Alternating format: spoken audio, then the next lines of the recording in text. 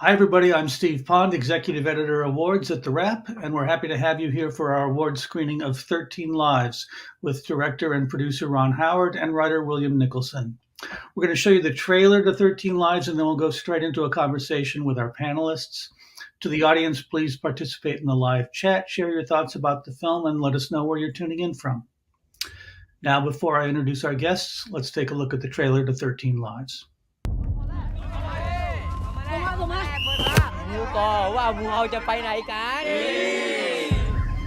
Hey Rick, you following what's happening in Thailand?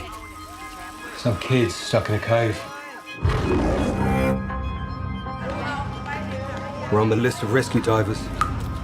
It's just a tourist cave. It looks easy, but when it's flooded, it's impassable.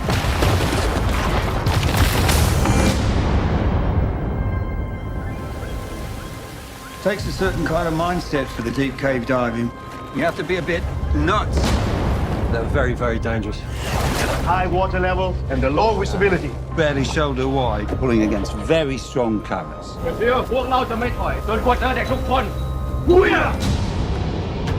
Last seen 9 days ago, 12 boys and their coach are trapped in the flooded caves. Hello? Hey, they're here. How many of you? 13. 13! They're all alive. Can we go out now? ผมยืนยันได้นะครับว่าเด็กๆต้องออกมาได้อย่างปลอดภัยครับ You're talking about a 5-hour dive. You try and dive those kids the whole way, all you'll be bringing out is dead bodies. With oxygen running low, the entire nation is anxiously waiting for what will happen next. What are you thinking? Just a crazy idea. You've got a skill none of the rest of us have. No. It's insane. It's unethical. It's illegal. The man's already died. We do nothing, we'll be bringing him out dead for sure. So you are expecting casualties. Yes. I expect casualties.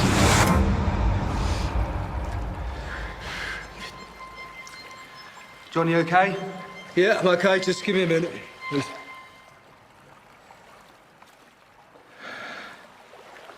Okay. We can make it.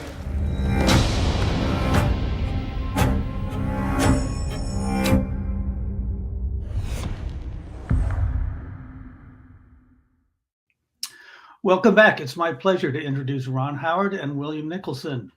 Welcome, gentlemen, and thanks for a terrific movie that made me claustrophobic sitting in my living room. I guess I don't know. You're welcome. I don't know. You know how intense the claustrophobia was, but you know I certainly wanted audiences to feel, you know, the something of what these guys went through, you know, and when beginning to do research, I've done a lot of open water shooting and stuff in large tanks, and I've had good success with it. I sort of underestimated how difficult it was going to be to get into these tight spaces and convey that claustrophobia and still maintain enough detail and insight into what the challenges were and the ways that these people were tested, and what they faced. And Sayampu Muktipram did just a great job sorting out our light balances and whatnot. And a lot of it was made possible because the actors, once they began to train under the real Rick Stanton and Jason Mallinson, who are our technical advisors, you know, Viggo came to me and Colin right behind him and basically said, we've learned the technique. We can do it safely, we feel, and we should do it all.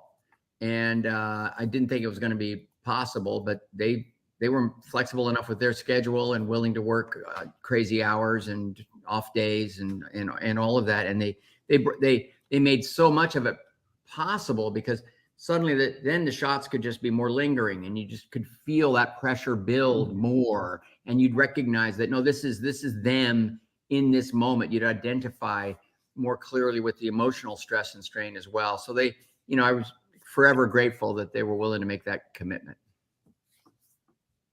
Yeah. William, as you're writing these scenes that are taking place, underwater in dark water, do you have a sense of what it's going to look like? Are you confident that it's going to come across on screen? Well, that's not my job. I'm very happy to say. I leave that to Ron. No, I don't. Yeah. I mean, I thought it was going to be extremely difficult, and it actually was. No, I'm in the happy position as a writer. You write something and you think everybody else is going to have to sort out the extremely difficult technical challenges. But it's not just technical. I mean, what Ron is faced with, what we were all faced with, is creating a series of emotional mini stories within a maxi story. Nobody cares about people in caves. They care about people they care about going through emotions that they identify with. And that's really the game we're in. We're structuring emotion. And I have to say that, I didn't develop this script. It came to me, and it was, I thought, a kind of a gift, very exciting. I felt like I had a lot of directorial experience in my past that would allow me to take a shot at really maximizing the potential of this story. And yet there was also a lot about it that was fresh and exciting and sort of satisfied my curiosity, both as a filmmaker and as somebody who always tries to put himself in that position of, that first audience member, who's feeling satisfied by the scenes and the moments and engrossed by it all. But and of course, we did a lot of ongoing research, and I brought the actors into it and allowed them to contribute and occasionally improvise a line or whatnot.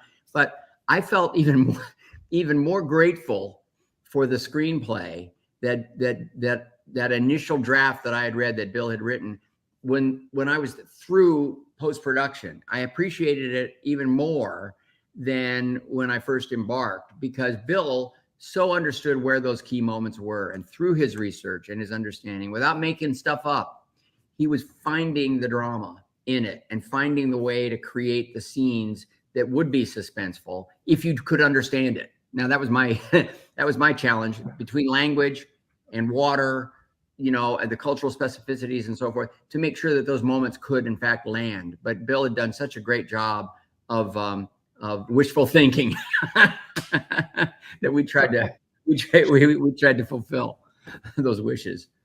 Right. Well, William, what led you to want to write about this subject? I mean, I know you've done a lot of screenplays based on real events and people, but typically not recent ones like this. So what drew you to this one? A phone call from a producer offering me the project. That's what drew me to it. But you know what? I mean, I do get quite a few of these phone calls, and I looked at the story. Initially, I knew the story, like we all did from the time. I didn't know any of the details. When I looked into the details, I was astounded how not only how complex it was, but how sort of emotionally perfect it was. And you know what? Here is a story. Even when we were making it way back, the world was in a pretty grim place with COVID.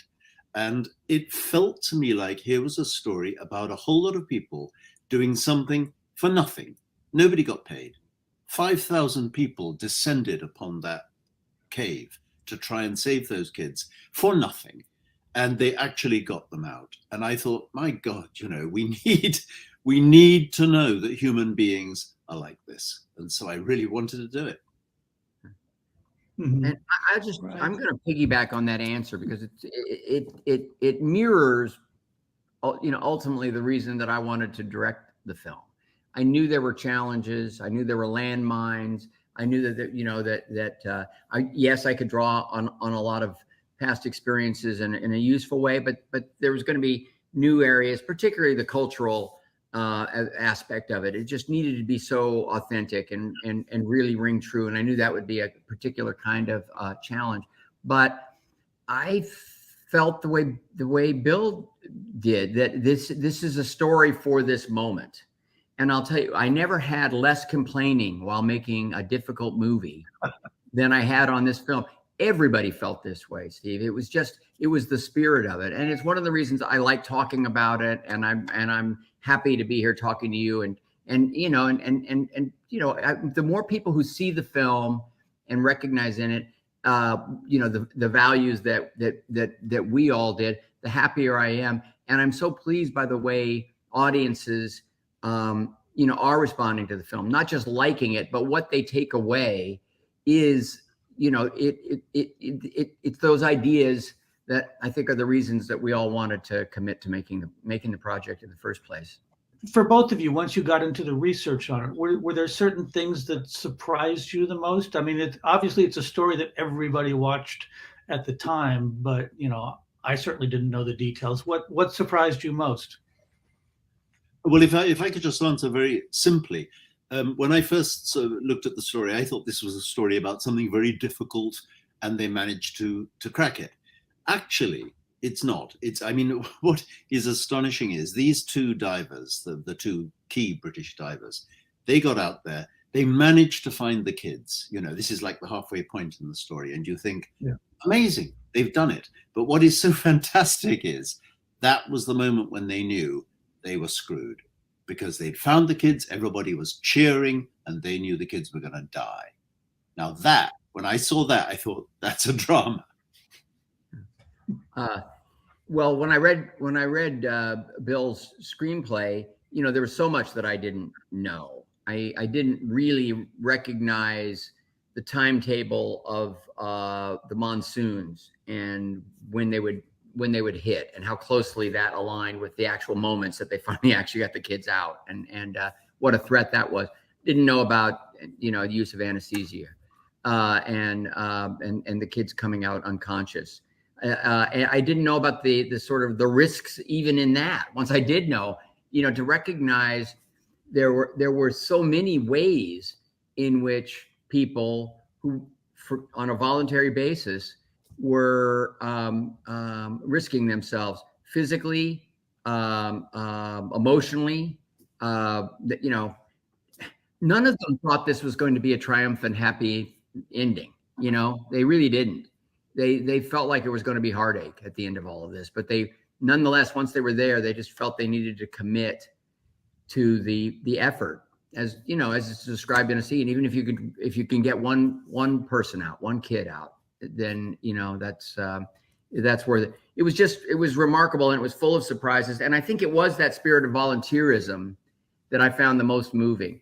As the research went on, there were some things that Bill had touched upon, some areas that he developed, that when we went a little further, there were things like this village elder up in the mountains helping them learn how to split bamboo and keep when they ran out of pipe, use bamboo to try to divert the water down the mountain to keep it out of the caves. Well, that was great. And immediately went, into the movie. We were all excited about those kinds of discoveries.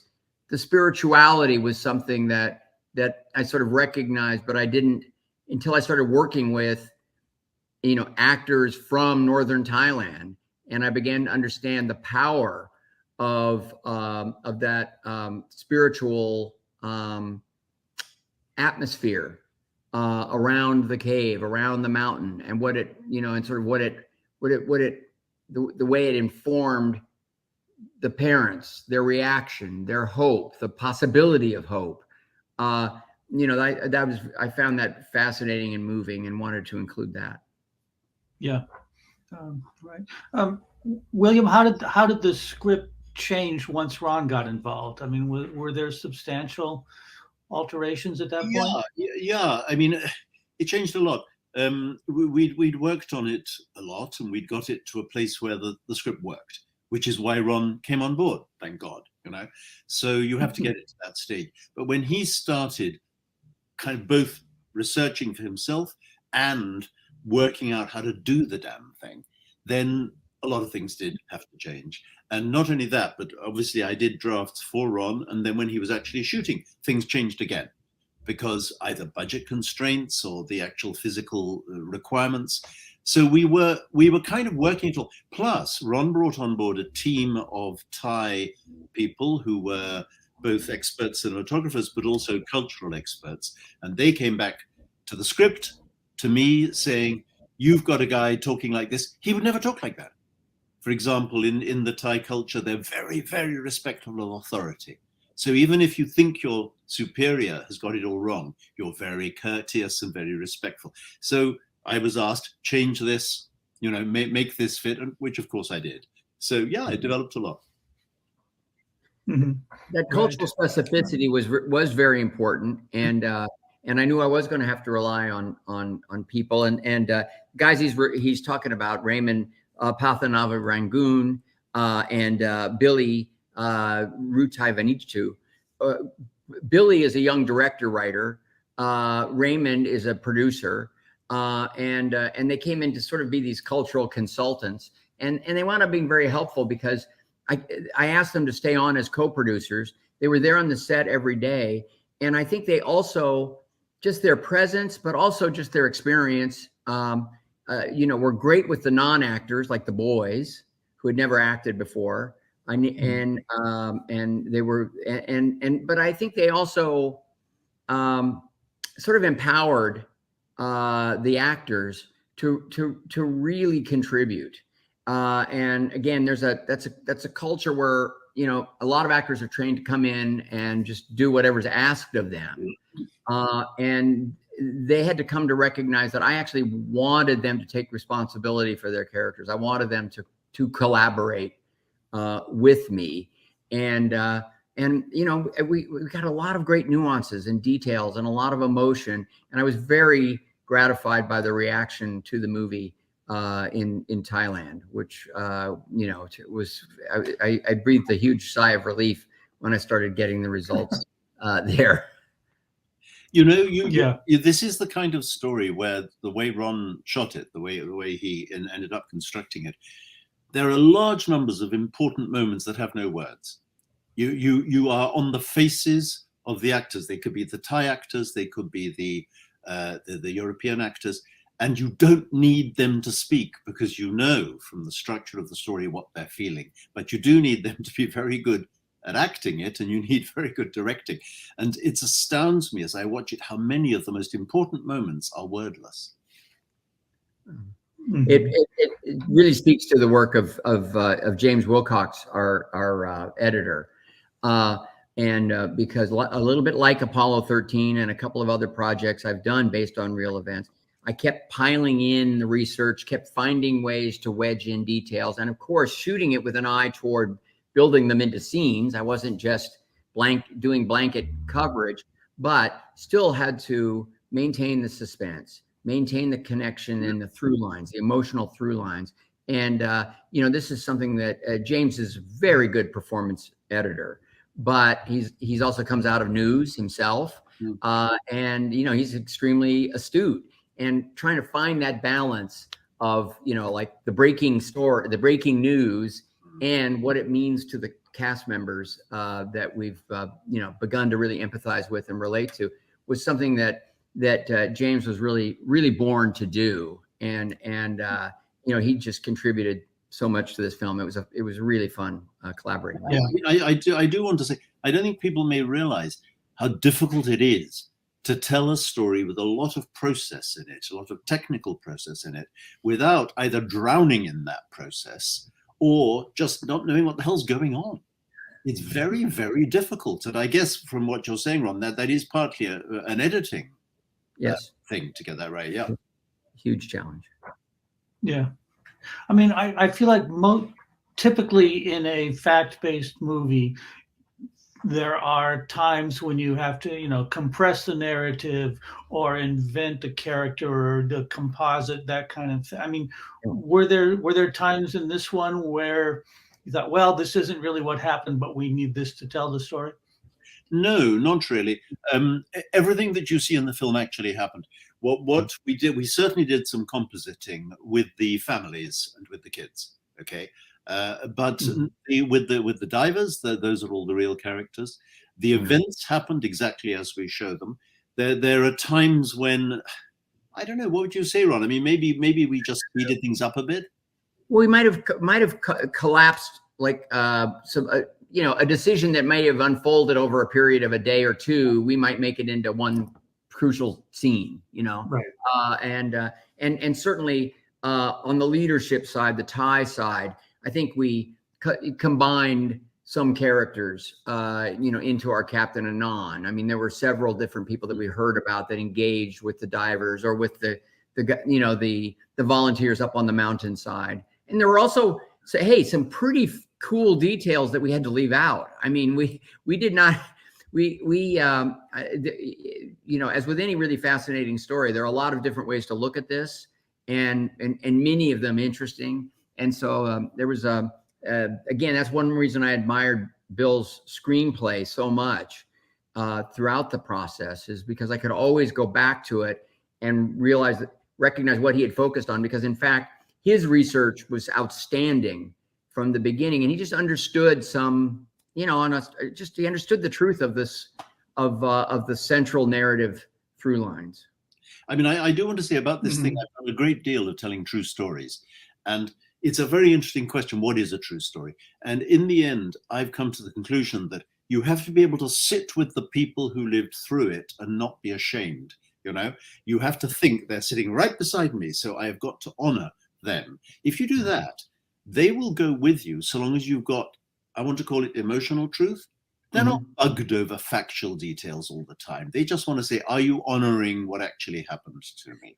And that's and they wanted the movie to be good. Yeah. I was so relieved when I finally screened it there in London for all the key divers, and they were, they were pretty amazed at how much we were able to, in fact, get into the movie, and how and it really rang true to them. But it was also important. They also said, "Man, even I was at the edge of my seat." They wanted that. And this is important. It's a movie. It's a scripted movie. This is a dramatization. It needs to be entertaining. It needs to be engrossing. So all the while, of course, these themes are incredibly important to us. But I think, Bill and I, in doing a lot of movies based on real events, we recognize that that's a form of entertainment. That's engagement. And when people the people get this. I mean, Rick and John, when I first spoke to them, I said, you realize we are going to make up a character with your name, and an actor's going to pretend to be you. How are you going to cope with that? But they love movies. They understand. They don't give a stick on that. They say, yeah, but if you get it basically right, you please make this a great movie. They were so helpful too. Not only were they training our actors, but of course they were there to say, yeah, this is what the base camp sort of felt like, or this is off here. This is not quite what people were doing. And again, they began to trust that we really wanted to have those conversations. They were also very helpful in terms of the sound, because they could talk about the shifts in the sort of sonic landscapes, and our sound design team wound up actually creating a slightly different sort of sonic bed for the different chambers, and in a subtle way really helped tell the story. Also the breathing patterns, creates a lot of suspense, or gives a sense of calm or terror if the breathing stops. Which it does, it was really important to try to visually create that atmosphere, but sonically as well. And I thought they did remarkable work. And the first time that we heard a sequence that they had laid out just to hear, we all looked at each other in the cutting room. They weren't even there, and just said, well, that's our soundtrack. And Ben Wallfish, who's the composer, 100% agreed.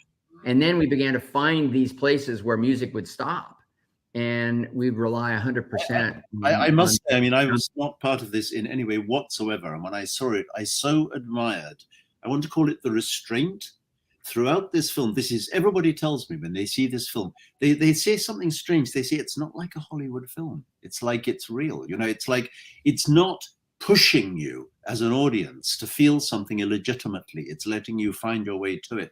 And I think the way the music was used and not used was very instrumental there. Also the way Ron shot it. It's got a very, very authentic feel to it. But this is an artifact. This is difficult to do. This is skill. Yeah. I mean, you mentioned those guys saying they were on the edge of their seat. I mean, it's interesting because if you have any interest in this story and followed it, the one thing you know going into this movie is that all of the kids got out safely, which is sort of, you've given away, the end. I mean, nobody's going to be surprised that all the kids get out safely, and yet you are surprised by how they did it. Well, I think that when audiences begin to invest in individual characters, you don't know what scar tissue they're gonna take away, and and tragically there was a life lost, and we depict that in the film. People kind of know that, but they don't know exactly who it's going to be, and certainly what the circumstances were going to be around that. When it happens in our film, it's just a reminder that how high the risks were. But this is, again, now you're getting into what actors, good writing and actors, and the right sort of cinematics around what they're doing can offer. And that's this insight into what it might have been like to live through it. And that creates stress. And in that empathy, you're not only wanting them to live, you're wanting them to live well. You're wanting them to live happily somehow. And you're recognizing, the emotional damage, along the way as well. And what a great cast we had, both East and West, to bring that to life. But they were, again, I got to just keep saying this, they so wanted to do this and do it well and do it with respect and with restraint. And none of us wanted to sentimentalize this. These actors, Viggo and Colin and Joel, they weren't looking for a star turn. They wanted to help tell this story. And this was all shot during COVID, under huge constraints. I mean, I feel like Viggo and Colin show up on screen and you barely know it's them. I mean, it's just like they're just two guys. Well, they really embodied their character, and the divers made themselves available, which meant a lot to everyone. Colin's character, John Valanthan, he couldn't come because he was working and had family issues, so he couldn't come to Australia. But he was in constant communication with Colin, and in fact, John is a Ironman. In addition to being a diver, he also runs these mega marathons, 100 kilometers or something insane. And during the movie, Colin started training, and the man ran a marathon while we were shooting. Trained for and ran a marathon. And he told me he was going to do it, and I didn't want to deny him that. It was, the race was on a day off, but I did let him know, I'm not going to spare you the next day, and I can't change the schedule. And fortunately, it was a moment where his character was supposed to be pretty damn tired because Colin was suffering. But man, he was there, and so I think everybody felt like they were gaining something, they were learning something, there were insights to be built upon, understood, and just hats off to Viggo and Colin, who really led the charge in terms of the authenticity and their commitment to their characters. Real remarkable artists. Yeah. Right. Were there people involved in the real event that were reluctant to participate, that were sensitive about the story being told and didn't want to be part of it? Well, we didn't have the rights to everybody. Some people had already made commitments to other films, documentaries, scripted projects, and things like that. And but I think everybody wanted us to succeed and was rooting for us. In fact, some of our Thai actors actually gained access to people who we didn't have access to, and could convey some details to us. And that was incredibly, that was helpful, as you could imagine. Yeah. Right. So, William, were you there during the shoot and making changes at that point? No. I was sitting comfortably in England while they were all suffering in Australia. But I was available, and Ron was on to me when he needed me, and I was there for him. But you know, kind of writers aren't always the best people to have on sets. The director is in charge. It's very important that. I mean, I've been on sets where the actors have crept up to me and started trying to build their part through me. And I have to say to them, look, guys, I'm not the power here. You know? I was involved, and I was very grateful to be involved. And COVID was a huge limitation there as well. Things were very tight when we started shooting in terms of getting people in and out. I wanted Bill to come. I actually really like having writers around to the extent that they can be and want to be. And Bill's a director as well. So I welcome the idea, and I was disappointed when just the logistics of it did not make sense for the amount of work there was to do. But he made himself, available. We were talking at some point just about every week about something, and new pages were coming through, and it was less than ideal, but very effective. Right. I mean, speaking of logistics, it seems like there must have been enormous challenges just in recreating the space physically that would accurately convey, what really happened, would allow you to shoot. Molly Hughes, our production designer, we got hold of some schematics of the cave taken, when it was dry, and began to analyze that. Then I put her in touch with the divers, and they started talking about the pinch points, the places that were most treacherous. And Molly and I made the decision, those are the tunnel pieces that she was going to build. And then slowly but surely, I began through storyboarding and just understanding myself, the sequences and the ways in which the tension and the drama could play out, began to understand what we needed in the way of those sets. Ultimately, we built 4 or 5 tanks in Queensland, just in warehouses, and 4 different tunnel systems with twists and turns and elevations and drops, and that we could use, for various different key moments, and then 3 large chambers, one where they entered, another one that could sort of doubled for 4 different chambers if you shot them from different directions and changed the sets around a bit, and then also chamber 9 where the boys were, and so that was just a process of development and discovery and analysis.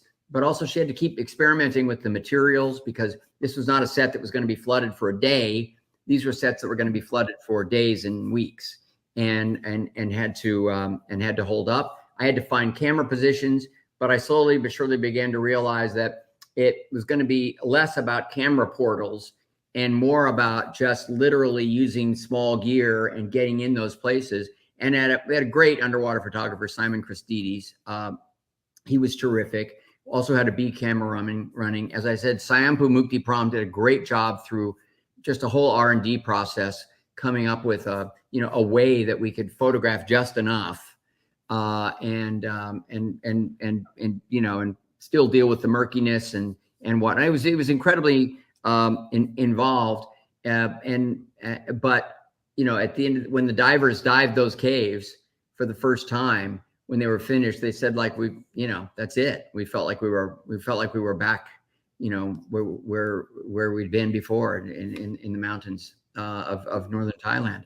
The base camp was important to get the colors. There was Sayampu was very helpful with this too, and we also had a Thai art director who was assisting Molly Hughes. There was a lot of importing of gear, especially lighting fixtures, because I kept looking at our reference footage, and I was saying, Sayampu, that just looks different. It's night, sure. What is it? Is it the weather? He said, no, it's color temperatures that we have there. And so, we ordered those materials in, and we worked with that. And we had a good schedule, but not a comfortable schedule. So it was a huge cast every day, 2 units working every day. So I'm constantly paying attention to the monitors or getting myself over to the dive area, or I was out on location where fortunately it looked a lot like Thailand. And Siampu was, again, helpful in scouting those locations and finding places where, you know, it was a good match, including going up into the rainforest, which also worked out very well for us.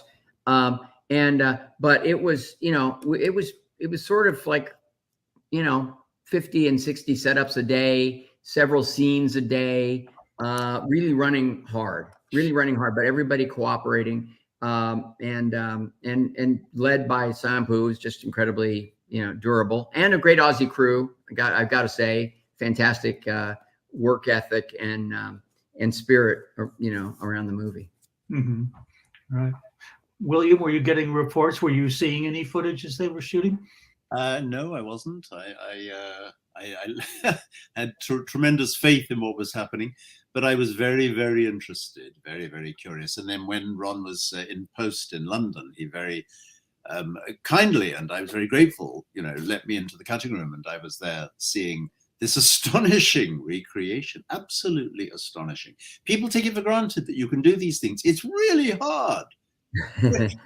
Doing this stuff. There were so many behaviors, and as we began to analyze them and research them, you know, we wanted to make sure that it wasn't just a bunch of extras carrying some hoses around, that they really knew what they were doing. And so there was a, you know, our first AD, also one of the producers, Bill Connor, was sort of running these schools where people were learning how to work these pumps and how to roll and unroll the hose, and our, you know, and our support staff would, you know, we had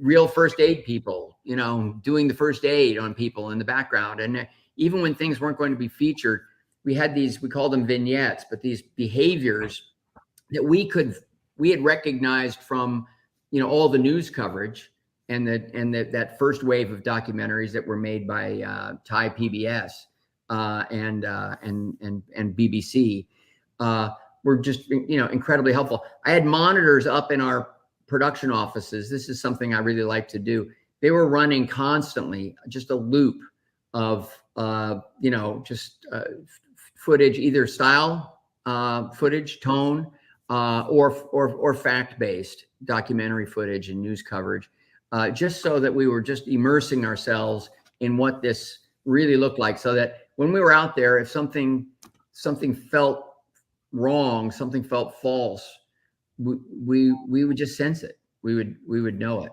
And again, Siampu, who's a world-class cinematographer, but he was really the first person I went to on this. I said, you know, cultural authenticity is going to be so important to me. And he said, I will be your angel.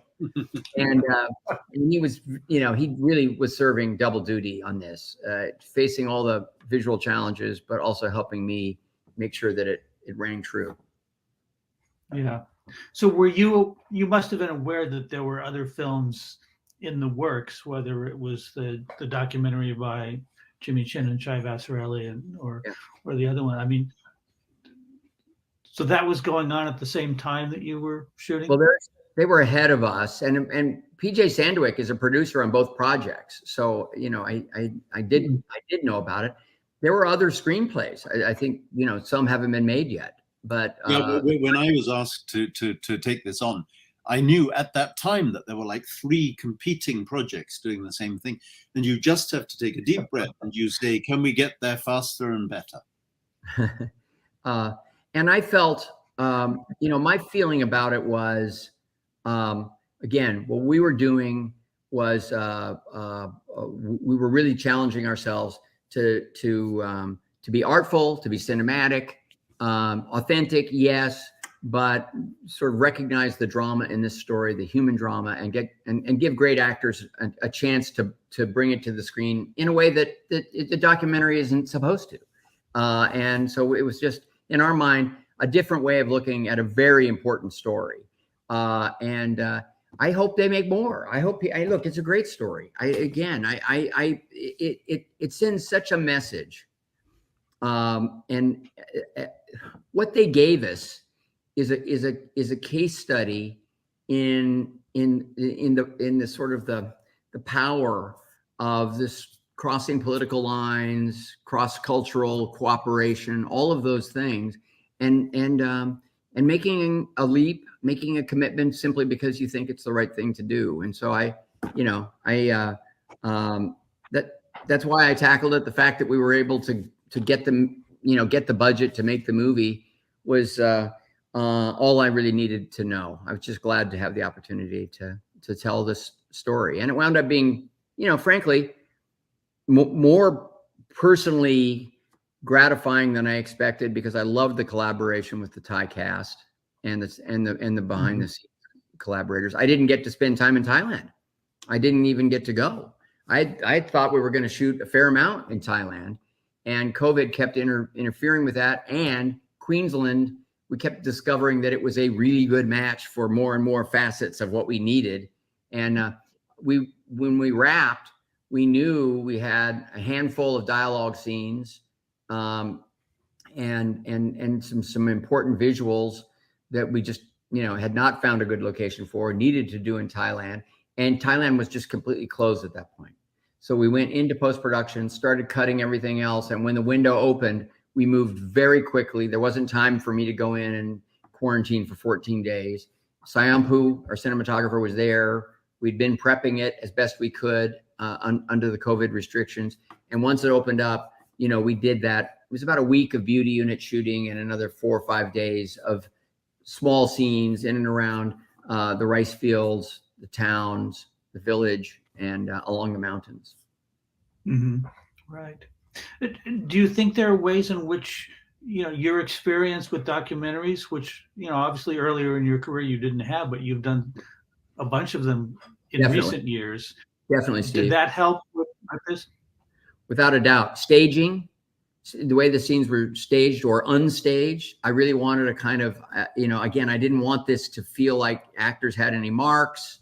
It was, I didn't do a whole lot of traditional blocking. I didn't design shots where one thing really needed to lead to another in a particular way, which I've done before and really enjoy, and it's very effective in films.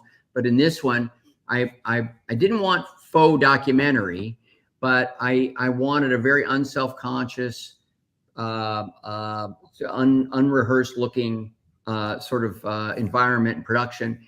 And then what I wanted to do is shift the point of view so that in a very subtle way, audiences wouldn't necessarily discern this, but the scene would shift from one point of view to another, and you just find yourself, in a different character's mindset. And so that was important. But I'll tell you, especially this documentary I made called Rebuilding Paradise, which was about the aftermath of a fire in Northern California that destroyed 90% of the town. And we covered the town for a year, and I would come and go when I could, or our producers were there. And the way people were dealing with the tragedy and the loss, the way they were girding themselves and the way they'd let down, we got to observe this. And, it's a little different than what you'd necessarily think in staging and directing, those dramatic moments. It just surprised me in ways. And I applied some of that insight, and when I was looking at news stories and things like that, I think I was seeing something a little different, a little deeper in the behaviors that I was observing. So without a doubt, the doc experience is something that I'm really grateful for. I'm enjoying it, continue to enjoy it, but I think it's influencing my work in the scripted world in various ways. Yeah, right. William, I mean, you've directed before. Did you ever feel the urge to do something like this, or are you happy to have Ron handle Do you know what? I could sooner fly to the moon than do a thing like Ron did. I mean, it is so difficult. You have to have such a lot of experience, and a very good team behind you, but you've got to have your mind in so many different places. I think it's extraordinary what he's pulled off there. No, I couldn't remotely do it. Yes, I've directed myself, but I direct, two people having an emotional breakdown on a boat. That's me. But this was very, very difficult. And in a way, what impresses me is you can solve the difficulties, but that still doesn't get you a good movie. You know, that just gets you something that works. You've got to solve the difficulties and hold in your mind your emotional journey that your characters are going through, that your audience is then responding to. We have to care. Who cares about people getting lost in caves? Nobody. You've got to care about the people and what's happening. So these two things have to happen simultaneously, and they're two completely different talents. Ron's got them both. Oh, thank you, Bill. You know, one thing that here's a kind of an example of something that I've really learned. When you create the environment, it just makes everything flow a little.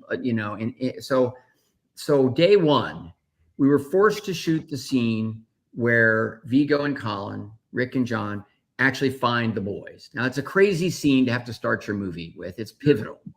And yet, for logistical reasons, that's what we had to do. Now, our actors, our boys, were not professionals. They needed to come from northern Thailand because that's a very, very different dialect, extremely different. And I knew that there was going to be a lot of ad-libbing and things where I just would need them to fill out moments or think of something that they should say. And we couldn't be in Bangkok Thai.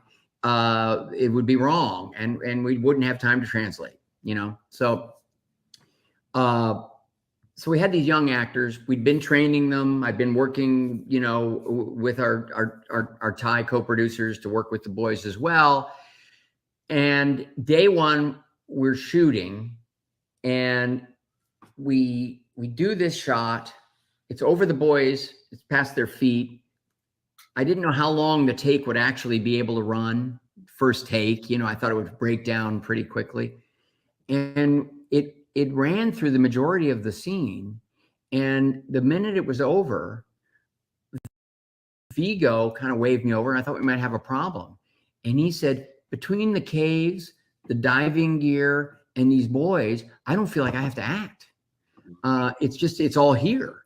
And I think what Molly did, and, you know, with Bill Connor building those, you know, that background of people who were prepared and ready to recreate this world, that went a long way towards solving those problems, Bill, that you're referring to, and creating an environment where this was just our world, and we got used to it, and we could work within it and focus on the emotional stuff, the real key stuff, and forget about it, because that research and that prep had been done and achieved so well. Yeah, this is great. We can certainly wrap it up here. Let me just say to the audience, thank you for joining us, and you can take advantage of our free trial to Wrap Pro and be the first to know about upcoming screenings, or you can catch up on past screenings by going to TheWrap.com and clicking on the screenings tab. So, Bill, Ron, thank you very much for your time and for a great movie. Thank you, Steve. Good seeing you. Thanks a lot. Bye-bye. Take care.